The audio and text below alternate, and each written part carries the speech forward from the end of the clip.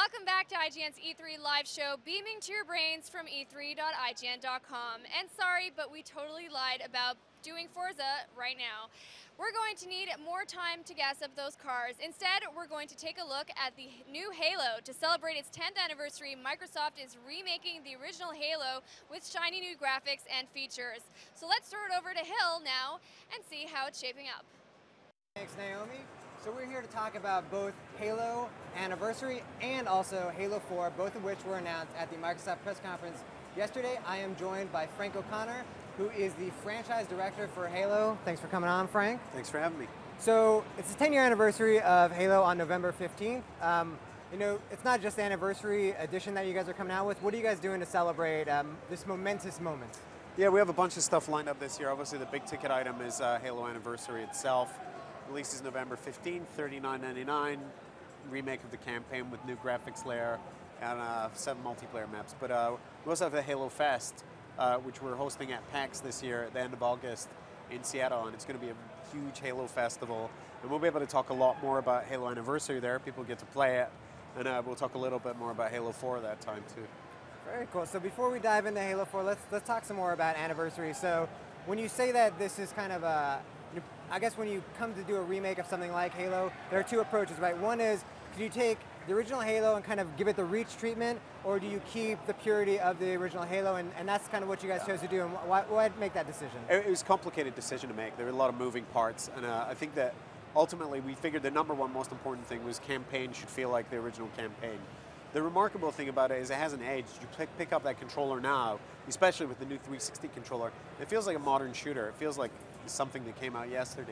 And we wanted to make sure that that didn't change to the extent that we added the flashback button so you can press the back button and see exactly what the graphics looked like 10 years ago.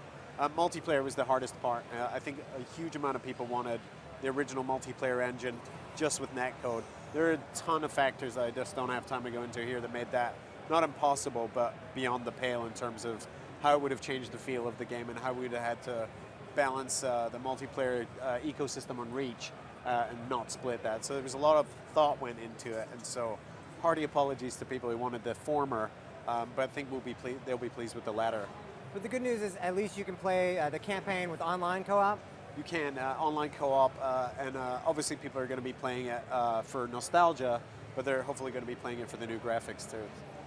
Cool, and probably maybe I think the coolest thing about the anniversary is that there are some new things, let's be honest, and there's a lot of new things. So we've announced a few of them.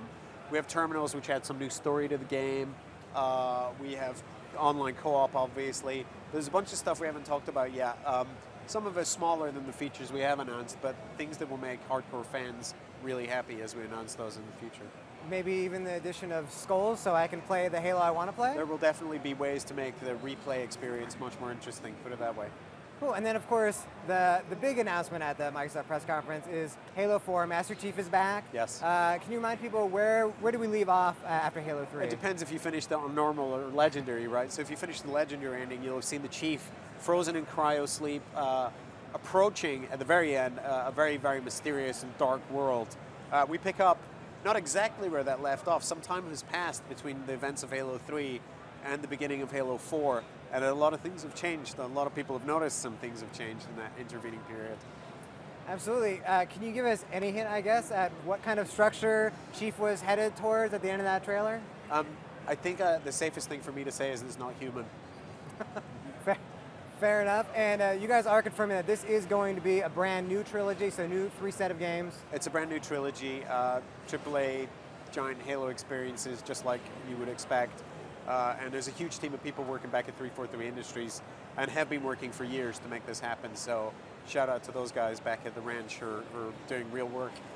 And I mean, that's probably the biggest change of all, right? Bungie is no longer working on Halo. It's gone into the hands of 343. So what can you say to people who maybe might be worried that the transition will be rough, or that it's not in the original maker's hands? I think people understand that the core gameplay that Bungie implanted in that series is so strong that you'd have to deliberately break it.